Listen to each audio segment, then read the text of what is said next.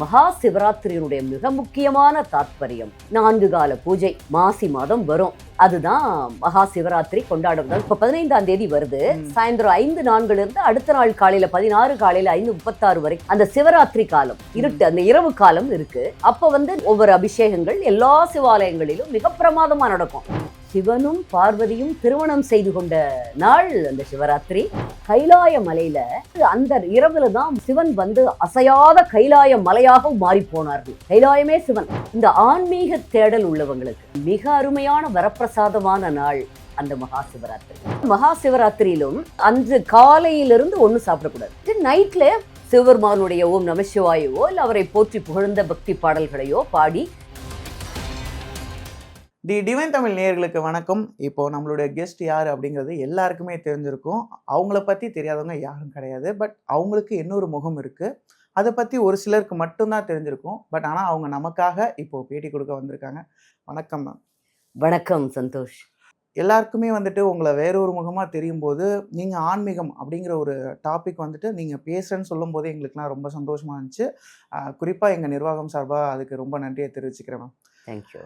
இன்னொன்று, இப்போது மகா சிவராத்திரி நெருங்கி வர்றதுனால என்னுடைய முதல் கேள்வியே பார்த்தீங்கன்னா, சிவன் அப்படின்னா உங்களுக்கு என்ன முதல்ல தோணும்? நீங்கள் ஆரம்பிக்கிறப்போ ஒன்று சொன்னீங்க, அதாவது அரசியலில் இருக்காங்க. நான் கூட நிறைய இந்த கேள்வி எனக்குள்ளே வந்திருக்கு. பொது வாழ்க்கையில் விட்டுருக்கீங்க, அதுவும் அரசியல் மாதிரி ஒரு கடினமான ஒரு பணிக்குள்ளே விட்டுருக்கீங்க. ஏன்னா அந்த தெரியும் இல்லை, அரசியல்னாலே நிறைய ஆன்மீகத்துக்கு எதிரான நிறைய விஷயங்கள், மன அமைதியை கெடுக்கக்கூடிய விஷயங்கள் நிறைய நடக்கும்.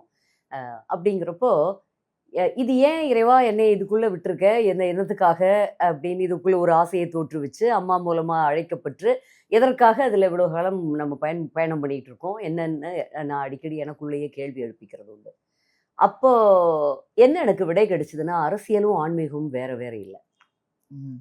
ஆன்மீகம் அரசியலில் இருந்தால், அரசியலே ஆன்மீகமா இருந்தா இங்க ஒரு பிரச்சனையும் இல்லை. அப்படி எல்லாருமே ஒதுக்கி புறந்தள்ளுறதுனாலதான் அரசியல்ல விரும்பத்தகாத சம்பவங்கள் இருக்கு. ஆன்மீகவாதிகள் நிறைய பேர் உண்மையான ஆன்மீகவாதிகள், போலித்தனமா இல்லை. அதாவது வெறுமனே ஒரு மதவாதியாக, இந்த மதத்தை சேர்ந்தவராக அப்படி தன்னை பிரகடனப்படுத்தி கொண்டு வெளிப்படுத்திக்கிட்டு அது மூலமா அரசியல்ல வர்றவங்க அது வர்றது இல்லை.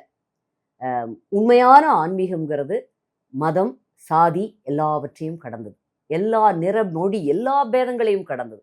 ஒரே ஒருவன் தான் இறைவன், ஒரு இறைவன் தான் நாம. ஆனா பல வழிகள் உண்டு. ஒரு கடலை நோக்கி எத்தனை நதிகள் போற மாதிரி எவ்வளவோ கிளையில சின்ன சின்ன வாய்க்கால்கள் போகும், பெரிய நதிகள் போகும், சிற்றாறுகள் போகும், காட்டாறுகள் போகும், எல்லாம் சேர்ந்து ஆனா போற போது ஒரே இடத்துல. அதே நிலைதான் ஆன்மீகத்துக்கும். இதனை கொஞ்சம் சிந்திச்சாலே எல்லாருக்கும் புரியும்.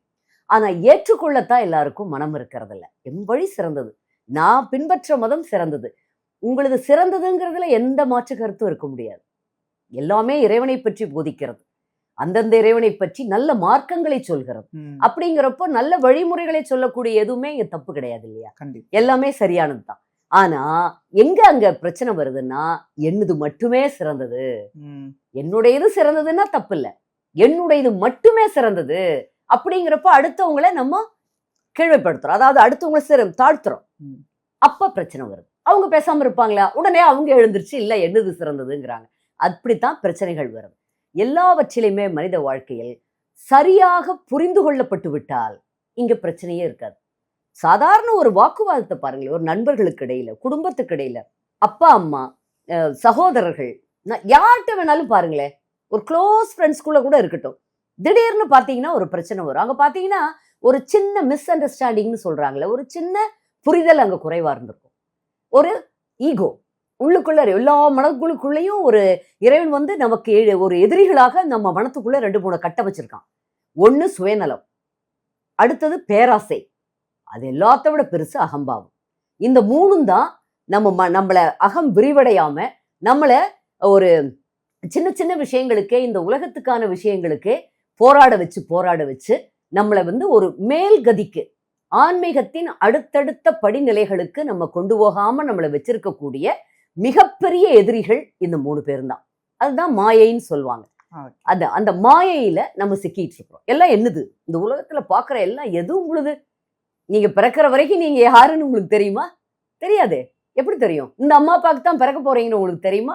இல்ல எவ்வளவு நாளைக்கு வாழ போறீங்க, அடுத்து என்ன இருக்குதுன்னு கூட உங்களுக்கு தெரியாது. பிளான் பண்ணலாம், திட்டமிடலாம். ஆனா அது நடத்தி கொடுக்கறது வேற ஏதோ ஒண்ணு. நம்ம அதுக்காக முயற்சி பண்ணலாம். 1+1 = 2 அது கணக்கு.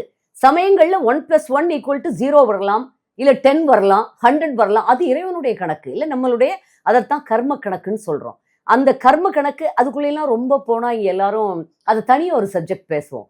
அது நிறைய நான் இதுக்குள்ள போய் நிறைய ஒரு ஆராய்ச்சிகள், வாழ்க்கையில நடந்த சம்பவங்கள், சுற்றி உள்ளவங்களுடைய வாழ்க்கை சம்பவ சூழல்கள் எல்லாத்தையும் பார்த்து ஒவ்வொன்றுக்கும் பல மதங்களுடைய குருமார்கள்கிட்ட நான் கிறிஸ்டியனாவே வாழ்ந்திருக்கேன்.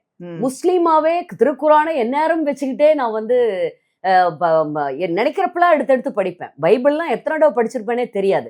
அது மாதிரி ஜொராஸ்ட்ரியானிசம் நான் போகாது இருக்காது. புத்திசம், ஜைனிசம் எல்லாத்துக்குள்ளேயும் உள்ள போயிருப்பேன். ஒரு ஜப்பான் போனா கூட எல்லாரும் போய் அங்க ஒரு சைட் சீயிங் இடங்களுக்கு பார்ப்பாங்க. டிஸ்னி வேர்ல்டு அங்க எங்க போலான்னு. நான் டோக்கியோல போயிட்டு இங்க எங்க பழமையான புத்திஸ்ட் டெம்பிள் இருக்கு, ஜென் புத்திசம்லாம் அங்க, அது அந்த கோயில்கள் எங்க இருக்கு, பழமையான கோயில்கள் எங்க இருக்குன்னு அங்க போய் பார்த்துக்கிட்டு இருப்பேன். அதெல்லாம் ஒரு கட்டத்துல ஒரு பல பிறவிகளுடைய கணக்குலையோ என்னன்னு தெரியல, கொஞ்சம் கொஞ்சமா உங்களுடைய கர்ம கணக்குகள் குறைய குறைய அந்த நம்ம உள்ளுக்குள்ள நம்மளுக்கு ஒரு மாய இருள் இருக்கும். மாயங்கிறது இருள். இப்ப இப்ப இந்த கை இருக்கு, இந்த மோதிரம் வெளிச்சம் இருக்கப்ப தெரியுது. இப்படி மூடிக்கிட்டோம்னா அது இருட்டுல என்ன தெரியும், அங்க இருக்கிறதே தெரியாது இல்லையா, அதுக்குள்ள இருக்கிறது என்னன்னு தெரியாது. அது மாதிரி ஆத்மா அப்படிங்கிற அந்த வெளிச்சமான ஒரு பரிசுத்தமான ஒரு ஆத்மஸ்வரூபம் நம்ம எல்லாரும். அந்த ஆத்மாவை இந்த 3 மாயைகளும் நம்மளை போட்டு நம்ம ஆத்மாவை அப்படியே இருளாக்கிரும். அதுல இருந்து வெளியே வர முடியாம அதுக்குள்ளேயே இருந்து உழண்டுகிட்டே இருப்போம். அப்படியே பெரும்பாலான நிறைய பேருக்குடைய பிறவி அப்படியே கழிஞ்சிருது. அப்ப திரும்ப திரும்ப பிறப்பெடுத்துக்கிட்டே இருக்கிறது. அதுல ஒரு இந்துவா இருக்கிறதுனால இந்து மதம் என்ன சொல்லுது, மறுபிறப்பு இருக்குது. திரும்ப திரும்ப அது மனிதன் அந்த நிலையை, மேல்நிலையை, இறைவனோட ஐக்கியமாக கூடிய அந்த நிலையை அடையும் வரை அவனுக்கு பிறப்புகள் இருந்துகிட்டே இருக்கும் அப்படின்னு சொல்லுது. நிறைய இப்போ விஞ்ஞானம், கடவுள் மறுப்பாளர்கள் அவங்கெல்லாம் இதுக்கு இல்ல, இதெல்லாம் சும்மா ஹம்பக்கு, கட்டுக்கதை, இதுல இதனால ஏன் இப்படி அப்படின்னு நிறைய கேள்வி கேட்கலாம். நிறைய இன்டலெக்சுவல்ஸ், அறிவுஜீவிகள், இறைவன் மேல நம்பிக்கை இருக்கக்கூடியவங்க கூட பெரிய ஞானம் பெறுவதற்காக நிறைய உபனிஷதங்களையும் வேதங்களையும் படித்த வல்லுநர்கள், அவங்களுக்கு கூட இந்த மாய இருள் இருக்கும். அவங்களுக்கு எப்படி இருக்கும்னா அகம்பாவம், அவங்களே அறியாம எனக்கே தெரியும், என்னை விடவா உங்களுக்கு அப்படிங்கிற ஒரு நிலை வந்துடும். இதுதான் நீங்க சொன்ன அந்த 1+1 = 2 கூட இல்லாம ஒரு சிலருக்கு 1+1 = 10 கூட வருது. ஆமா, அதை நல்லதுலயும் எடுக்கலாம், தீமையிலையும் எடுக்கலாம். இப்படி அந்த மாய இருள் நம்மள மனிதரை பல ரூபங்கள்ல, இப்ப நம்ம சொல்றதே என்ன இதெல்லாம் இவ்வளவு பிற்போக்குத்தனமா பேசுறாங்கன்னு கூட சில பேர் நினைக்கலாம். ஆனா எனக்கு தெரியும், என்னுடைய அந்தராத்மாவுக்கு தெரியும், என்னுடைய நிலையில என் மனதை புரிந்து கொள்ளக்கூடிய சில ஆத்மாக்கள் இங்க இருப்பாங்க, அவங்களுக்கெல்லாம் புரியும். இது நிச்சயமா இது உணர்ந்து அறிந்து கொள்ளப்பட வேண்டியது. உங்கள் வாழ்க்கை சூழல்களை ஒவ்வொருத்தருக்கும் ஒவ்வொரு விதமான ஒரு ஆன்ம தேடலை இறைவன் கொடுத்திருப்பான். ஏதோ ஒண்ணு என்ன பண்ணாலும் சரி. இப்ப எனக்கெல்லாம் முதல்ல எப்படின்னா அன்புன்னு ஏராளமான அன்பு தேவைப்படும். அப்போ எந்த மனிதர்கிட்டையும் அந்த முழுமையான அன்பு இருக்காது. அது அப்பாலாம் ரொம்ப பிரியமா இருப்பாங்க, ரொம்ப அன்பான சூழ்நிலையில வளர்ந்து. ஆனா அதுக்கப்புறம் உங்களுக்கு வேற மாதிரி சூழ்நிலை கூட, அவங்க மனசு அப்படி, அவங்க அதுக்காக கெட்டவங்க இல்லை. அவங்களுக்கு அன்பை வெளிப்படுத்த தெரியாதவர்களாக இருக்கலாம், எல்லாரும் சுயநலவாதிகளாக இருக்கலாம். ஒவ்வொன்றையும் பார்க்கறப்ப பார்த்து அன்பை தேடி தேடி அட எங்கேயுமே கிடைக்காதப்பா. மனிதன்கிட்ட எந்த மனிதர்கிட்டையும் அந்த உண்மையான அன்புங்கிறது, எனக்கு ஒரு குரு சொன்னார், நீங்க தேடுற உண்மையான அன்புங்கிறது இறைவன்கிட்ட மட்டுமே கிடைக்கும். அதை நான் முழுமையா புரிஞ்சுக்கிட்டேன், முழுமையா தெரிஞ்சுக்கிட்டேன். இறைவன் மட்டுமே அன்பு வடிவானவன், அன்பு சொரூபமானவன். அவனுடைய அன்பை தேடுவதும் அவனிடம் நம் அன்பை பரிமாறுவதும் தான் இது நமக்குள்ள இருக்க அந்த தேடல். அதுதான் நம்மளோட அந்தராத்மாவை திருப்திப்படுத்தக்கூடியது, மகிழ்விக்க கூடியதுங்கிறத நான் புரிஞ்சுக்கிட்டேன். அதான் எல்லாத்துட்டையும் சொல்றேன். நம்ம ரொம்ப தெரிஞ்சவங்ககிட்ட இது கடைவிரித்தேன் கொள்வார் இல்லைன்னு, இது பட்டணத்தார் மட்டும் இல்ல, அதாவது அந்த காலத்திலேயே அவர் அப்படி வருத்தப்பட்டிருக்காங்க. அது இன்னைக்கு உலகத்துல, இன்னைக்கு வேகமான இந்த ஆர்டிபிஷியல் இன்டெலிஜென்ஸ் இருக்கக்கூடிய ஏஐ யுகத்துல இப்ப நம்ம இளைஞர்கள் கிட்ட போய் நம்ம இதுலயும் தேடுறவங்க இருப்பாங்க. இந்த காலகட்டத்திலயும் அவங்களுக்கு அது விதிக்கப்பட்டிருந்தா அவங்க தேடிட்டு தான் இருப்பாங்க. அதனால எல்லார்கிட்டையும் நம்ம சொல்லிட்டு இருக்க முடியாது. ரொம்ப சிரிப்பா இருக்கும். என்ன நல்லா பேசிட்டு இருந்தாங்க, என்ன திடீர்னு இப்படி ஆயிட்டாங்கன்னு. இல்ல, இதுதான் நம்மளுடைய வாழ்க்கை. இது எதுக்காக இதை சொல்ல வர்றேன்னா, அந்த அன்புன்னு தேடுறப்போ அந்த சிவனுடைய அன்புதான் பரிபூரணம்ங்கிறது ஒரு ஸ்டேஜ்ல தெரிஞ்சுக்குவீங்க. இப்போ நீங்கள் ஒரு ஆன்மீகத்துக்கான ஒரு செம இன்ட்ரோடக்ஷன் கொடுத்துருக்கீங்க மேம். இதை நீங்கள் பேசும்போது எனக்கு ஒரு கேள்வி எழுது. ஏன்னா நீங்கள் ஒரு மதத்தை மட்டும் பேசல, எல்லா மதத்தையும் பேசிங்க. பட் ஆனால் அதில் கோர் பாயிண்ட்டுங்கிறது பார்த்தீங்கன்னா இந்த யூனிவர்ஸ். இது எல்லாமே அகம் அப்படிங்கிறது அகத்தினுள் யூனிவர்ஸ் இருக்குது. அதே போல் புறத்துலேயும் யூனிவர்ஸ் இருக்குது. நிறைய பேர் அகத்தின் வழியாக தேடுறாங்க, சிலர் புறத்தின் வழியாக தேடுறாங்க. இதை நீங்கள் எப்படி பார்க்குறீங்க? ஏன்னா நீங்கள் நிறைய பேரை எக்ஸ்பீரியன்ஸ் பண்ணி கடந்து வந்திருப்பீங்க. நிறைய புத்தகங்கள், நிறைய குருமார்கள், சித்தர்கள், பல பல சன்னியாசிகள், ராமகிருஷ்ண பரமஹம்சர் போன்ற பெரிய மகான்கள்லாம் கூட இருந்து சொன்ன மாதிரி எனக்கு தெரியும். இறுதியாக அவர்கிட்ட தான் எனக்கு நிறைய கிளாரிட்டி கிடைச்சிது, தெளிவு. அதுக்கு முன்பு பைபிளில் ஜீசஸே உட்கார வச்சு சொல்லி கொடுக்குற மாதிரி இருக்கும். குரானில் சொல்லாத அல்டிமேட் நம்ம தமிழ் சித்தர்கள் சொன்ன அந்த மாயை இல்லாத அந்த இதை பற்றி ஒரு அல்டிமேட்டான கருத்துக்கள் குரான்ல இருக்கும். அங்க ஆக்சுவலா இஸ்லாமிய சகோதரர்கள் அங்க நான் மதம்னு பிடிச்சுக்கிட்டு இருக்கிறது கூட தப்பு. நபிகள் நாயகம் சொன்னதெல்லாம் அல்லாங்கிறது கடவுள் தான். அது அந்த அரபியிலன்னு நினைக்கிறேன். அந்த கடவுளை உருவமில்லாத கடவுள், அதுதான் உண்மை. அதாவது கடவுளுக்கு உருவம் இல்லை, அதைத்தான் சிவனும் சொல்றாரு. சிவனுக்கும் உருவம் இல்லை, ஆனா உருவத்திலையும் பார்க்கலாம். நம்ம எல்லாரும் இறைவன் தான். அந்த ஒரு ஸ்டேஜிங் எனக்கு வந்துருச்சு. எல்லாரும் எல்லாருக்குள்ளேயும் இருக்கிற ஆத்மா அல்லது உயிர். நம்ம இப்ப சாதாரணப்பட்டவங்க அதை உயிர்னு நினைப்போம், அது ஆத்மா. அந்த எது இப்போ ஒருத்தர் நல்லா இருக்காரு, பேசிட்டு இருக்கோம். இப்ப நானே இருக்கேன், நிர்மலா பெரியசாமி பேசிட்டு இருக்கேன். திடீர்னு என்னுடைய உடல் கூட்டுல இருந்து உயிர் போயிடுச்சுன்னா இங்க என்னுடைய நிர்மலா பெரியசாமியான அந்த உடல் இருக்கும்.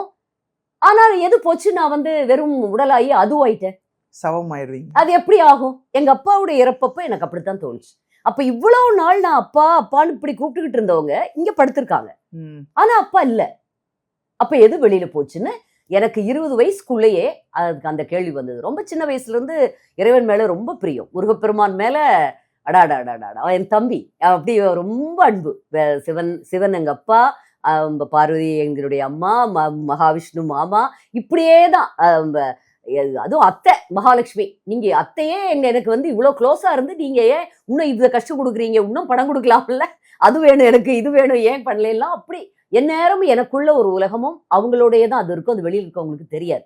அது முற்பிறவியினுடைய இதா இருக்கலாம். என்னுடைய மூத்த கிரேட் கிராண்ட்ஃபாதர், முப்பாட்டனார் கிரேட் கிரேட் கிராண்ட்ஃபாதர், அவரு ஜீவசமாதி அடைஞ்சவங்க, முறைய முருக பக்தர், ஜீவசமாதி அடைஞ்சவங்க. இன்னும் கோயில் இருக்குது, நித்தியப்படி பூஜைகள் எங்க கிராமத்துல பண்ணிட்டு இருக்கிறாங்க.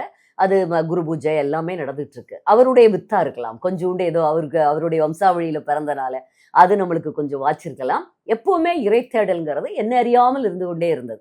அது கொஞ்சம் கொஞ்சமா நகர்ந்து சிவபெருமானையும் அன்பையும் பற்றி இப்ப பேசணும். மகா சிவராத்திரியினுடைய மிக முக்கியமான தாத்பரியம் 4 கால பூஜை.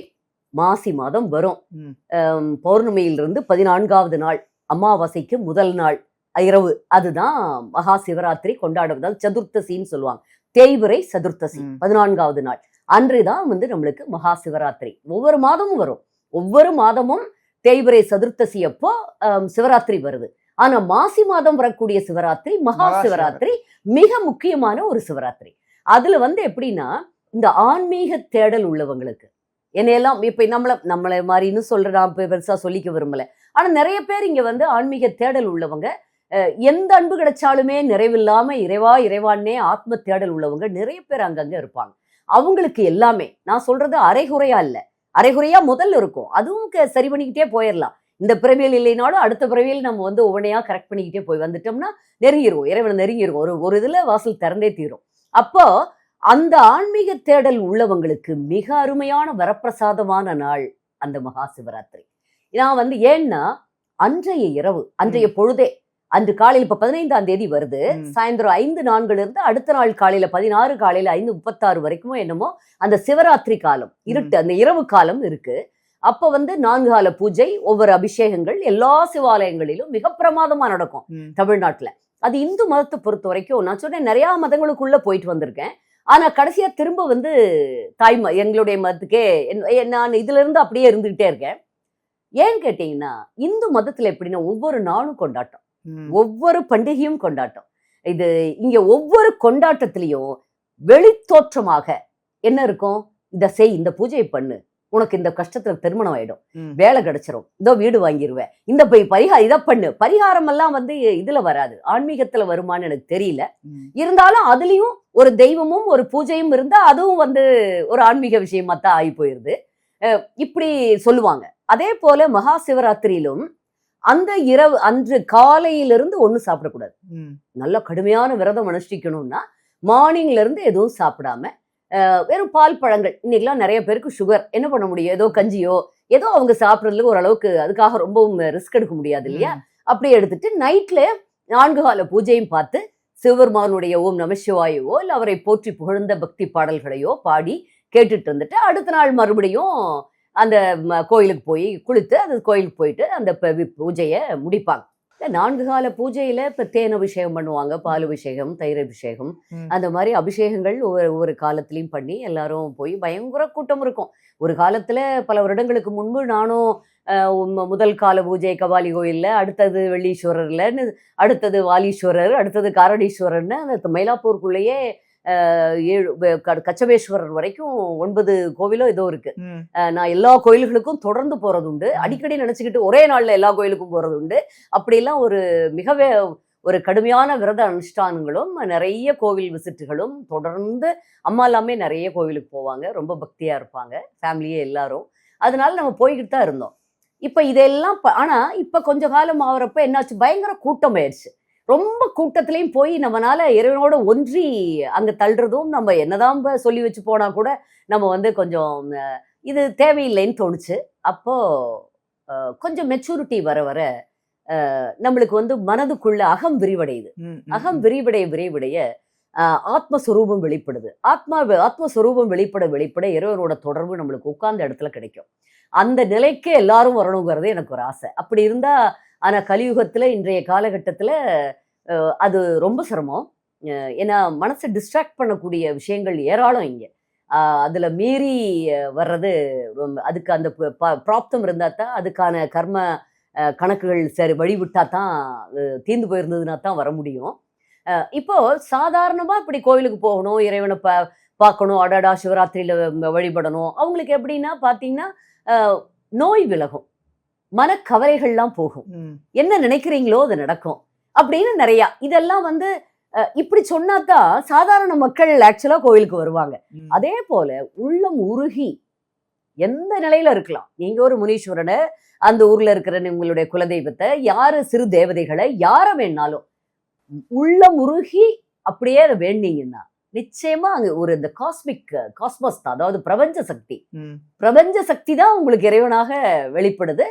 அதுல நான் என்ன நினைக்கிறேன், நமக்கு முன்னோர்களா நிறைய பேர் இருந்திருப்பாங்க பல 1000 ஆண்டுகளுக்கு முன்பு, பெரிய ஆற்றல்களோட. அவங்க கொஞ்ச காலமாக ஜீசஸ் வாழ்ந்துதானே இருந்தாரு, கிருஷ்ணர் வாழ்ந்துதானே இருந்தாரு, புத்தர் வாழ்ந்துதானே இருந்தாரு, அது மாதிரி ஏன் ராமரும் வாழ்ந்துதான் மறைஞ்சிருக்காரு.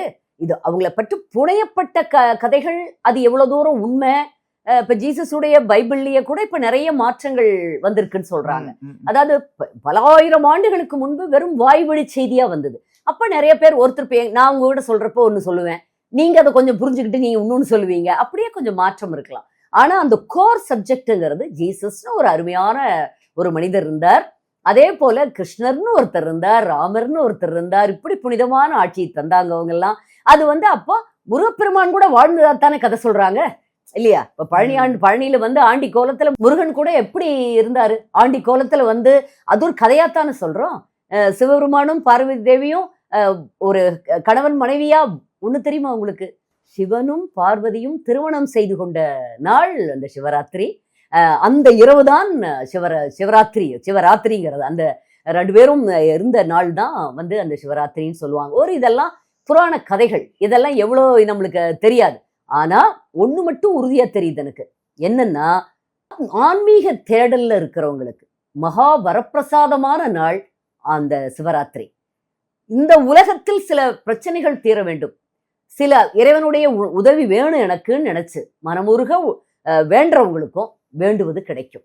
அதனால உள்ளம் தான் மெயின். உள்ளம் பண்பட்டு, உள்ளம் அப்படியே ஒன்றுபட்டு அந்த அன்பே வடிவான நம்ம சிவத்தை அன்றைய தினம் அந்த நம்ம வழிபட்டோம்னா இது கண்டிப்பா இது நம்ம சாதாரணமா நினைக்கிற எல்லா ஒரு ஃபெஸ்டிவல்ஸையும் சிவன் ராத்திரியும் நம்ம ஒன்னா நினைக்க முடியாது. இது இப்ப தீபாவளி வருது, நரகாசுரனை கொன்ற நாள், அது மாதிரி நம்ம நினைக்கிறோம், அது வழிபடுறோம், அவரை கொண்டாடுறோம், வீட்டுல நல்லா சமைக்கிறோம், ட்ரெஸ் போடுறோம், சாப்பிடுறோம். அது ஒரு தீமைகள் அகலணும், தீயவன் அழிக்கப்படுவான் இறைவனால், அது மாதிரி நம்ம எடுத்துட்டு போலாம்.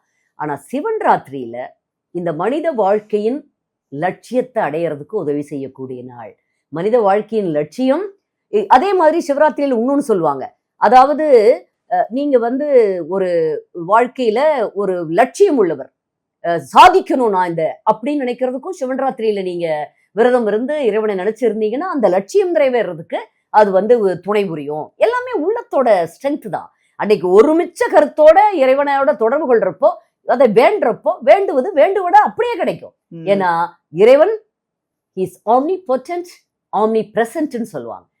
எங்கும் இருப்பது, எதிலும் இருப்பது, எல்லாவற்றிலும் இருப்பது இறைவன். அந்த ஆற்றல் தான் சிவன். சிவனுடைய ஆற்றல் தான் அது. இவன் அது சொல்லுவாங்க. இன்னொரு கதை உண்டு. கைலாய மலையில அந்த இரவுல தான் சிவன் அசையாத கைலாய மலையாக மாறி போனார்கள். கைலாயமே சிவன். இப்ப சொல்றோம்ல அருணாச்சல இதுல திருவண்ணாமலையில அந்த மலையே சிவன் இல்லையா? அப்படி அசையாமல் அப்படியே அவர் மாறி போனது கைலாயத்துல. அது சிவராத்திரி அன்னைக்கு அப்படின்னு சொல்றாங்க. ஆனா உண்மையிலேயே இன்னொரு முக்கியமான விஷயம் இருக்கு. இறைவன் அப்படின்னா உங்களுக்கு என்ன நினைவு வரும்? சிவன் அப்படின்னாலே எனக்கு யூனிவர்ஸ் தான் ஞாபகத்துக்கு வரும். உண்மை, அது கரெக்ட். எனக்கு என்னன்னா இந்த கதையிலே பாத்தீங்கன்னா கூட விஷ்ணு ஒருத்தர் தலையை தேடுறதுக்கு ஒருத்தர் கால, ஆனா யாராலையுமே அதை முடியாது. சோ இது இந்த எனக்கு ஒரு பிலாசபியா நான் எடுத்துக்கிட்டது இது எல்லைகள் அற்றது இந்த உலகம், இந்த யூனிவர்ஸோ. கரெக்ட். இந்த வயசுல இவ்வளவு தூரம் புரிதல் உண்மையிலேயே எனக்கு ரொம்ப சந்தோஷமா இருக்கு. எல்லைகள் அற்றவர் தான். அண்ட சராசரங்கள் இந்த பால்வெளியில இது நம்ம பூமியை போல எத்தனையோ பூமி இருக்கிறதாகவும், நம்ம கோள் மண்டலத்தை போல எத்தனையோ மண்டலங்கள் இருப்பதாகவும், எத்தனையோ சூரியன்கள், எத்தனையோ பூமிகள், எத்தனையோ சந்திரன்கள் எல்லாம் இருக்கிறதாகவும் ஒரு அப்படித்தான் சொல்றாங்க. இன்னைக்கு நவீன விஞ்ஞானமும் கொஞ்சம் கொஞ்சமா அதைத்தான் கண்டுபிடிக்குது. நம்ம ரிஷிகள் சித்தர்கள் உட்கார்ந்த இடத்துல ஞானத்துல கண்டுபிடிச்சு சொன்னதெல்லாம் இன்னைக்கு உண்மைன்னு நாசால அவங்க பெரிய பெரிய சேட்டலைட்ஸ்லாம் அனுப்பிச்சு, ராக்கெட்ஸ்லாம் அது அடுத்தடுத்து அட்வான்ஸ் ஸ்டேஜ் வந்துருச்சு. அங்கேயே போய் 8 மாசத்துக்கு மேல தங்கி இருந்து சுனிதா வில்லியம்ஸும் இன்னொருத்தரும் அமெரிக்கால திரும்பி நல்லபடியா வந்துட்டாங்க, தேங்க் காட்.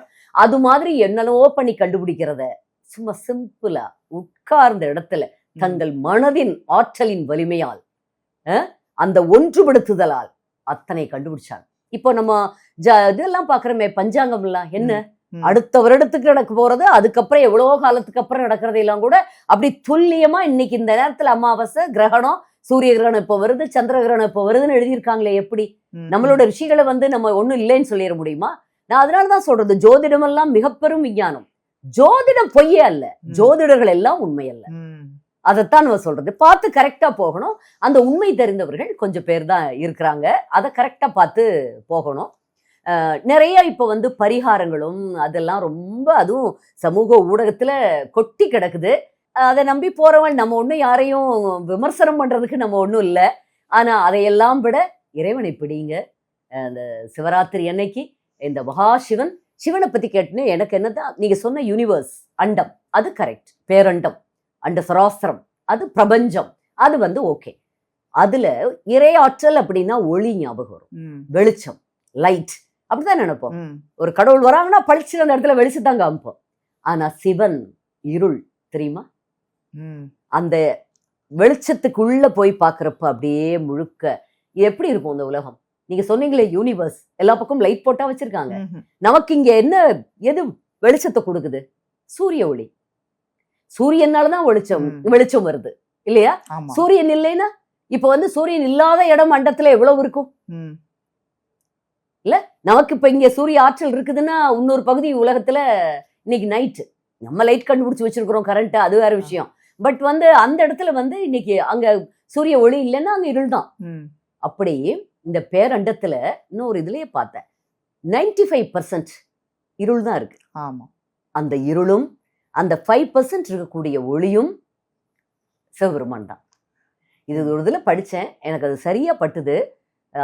அதனால அதான் சொல்லுவோம் இல்லை, அதனால தான் நான் சாதாரணமா சொல்றது, கருப்பும் அழகு, அதுக்கு ஒரு அழகு இருக்கு இல்லை, அதனால இருளுக்கும் ஒரு அழகு இருக்கு, இருளுக்கு ஒரு சுவை இருக்கு இல்லையா. அது மாதிரி ஆன்மீகத்திலையும் வெளிச்சமும் உள்ளும் புறமுமாக, இருளும் ஒளியுமாக இங்கே சகலமாக இருக்கக்கூடிய அந்த பெரும் தெய்வம்னு இல்லை, அது இயற்கைன்னு வச்சுக்கோங்க. நமக்கு சிவன், இன்னொருத்தருக்கு அல்லாஹ், இன்னொருத்தருக்கு ஜீசஸ், ஒவ்வொருத்தருக்கும் ஒவ்வொரு மாதிரி வச்சுக்குவாங்க. ஆனா எல்லாமே ஒன்றுதான். அந்த எல்லையில்லாத ஆற்றல் இங்கே முழுவதும் நமக்குள் அத்துணை. இங்கே உயிரற்றது ஜடப்பொருள்கள், உயிர் உள்ளது மனிதர்கள், விலங்குகள், அத்துணை ஜீவராசிகளும், எல்லா தாவரங்கள். அதை நீங்க நினைச்சு பார்த்துருக்கீங்களா? நான் நினைச்சு பார்ப்பேன். எல்லாத்துக்குள்ள ஊடுருவி வெளியில இருக்க நீக்கமர நிறைந்திருப்பது சிவபெருமான். அந்த சிவபெருமானுக்கு அவரோட ஐக்கியப்படுவதற்கு மிக அற்புதமான நாள் இந்த மகா சிவராத்திரி.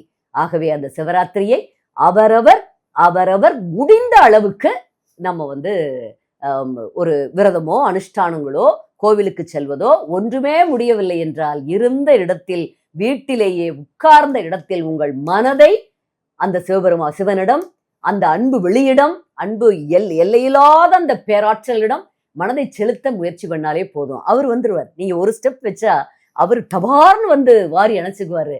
அதனால எல்லோருக்கும் இந்த சிவராத்திரியில் என்ன கிடைக்க வேண்டுமோ அவரவர்க்குரிய கர்ம பலன் அனுமதிக்கும் அளவுக்கு நன்மைகள் முழுவதுமாக கிடைக்கட்டும். நன்றி, வணக்கம். நன்றி மேம்.